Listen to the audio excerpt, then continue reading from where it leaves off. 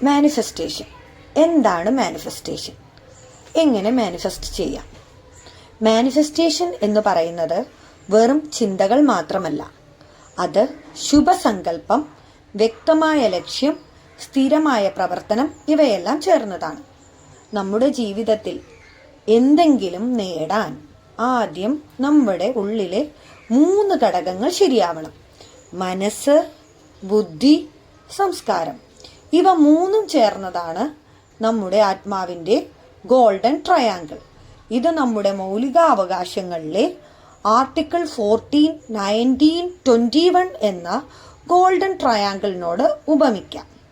Article 14 നമ്മോട് പറയുന്നത് സമത്വത്തെക്കുറിച്ചാണ്. അതുപോലെ തന്നെ നമ്മുടെ മനസ്സ് എല്ലാ നെഗറ്റീവ്സിനെയും മാറ്റി പോസിറ്റീവായി ഇരിക്കണം. അത്രയും ക്രിസ്റ്റൽ ക്ലിയർ ആയിരിക്കണം. ആർട്ടിക്കിൾ 19 ചിന്തയുടെ സ്വാതന്ത്ര്യം. ഭയമില്ലാതെ ചിന്തിക്കാനും സ്വപ്നം കാണാനും നമുക്ക് കഴിയണം. ആർട്ടിക്കിൾ 21 ജീവിതത്തിന്റെ ഗുണമേന്മയെ സൂചിപ്പിക്കുന്നു.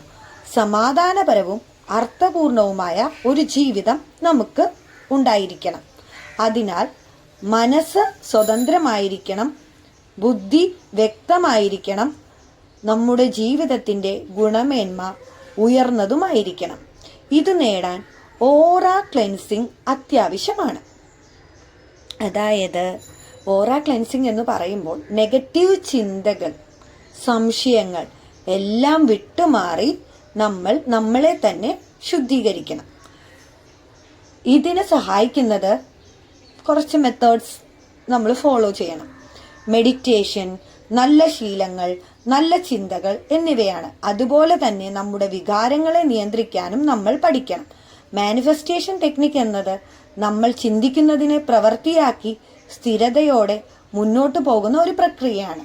നമ്മുടെ മനസ്സ്, ബുദ്ധി, സംസ്കാരം ഇവ 3 സമതുലിതമായാൽ നമ്മൾ ആഗ്രഹിക്കുന്ന ഒരു ജീവിതം നമുക്ക് തന്നെ സൃഷ്ടിക്കാനാവും. മാനിഫെസ്റ്റേഷൻ ടെക്നിക് ചെയ്യുമ്പോൾ നമ്മൾ ഒരു 4 മണിക്കോ 5 മണിക്കുള്ളിൽ എണീറ്റ് അത് ചെയ്യുന്നതായിരിക്കും വളരെ നല്ലത്.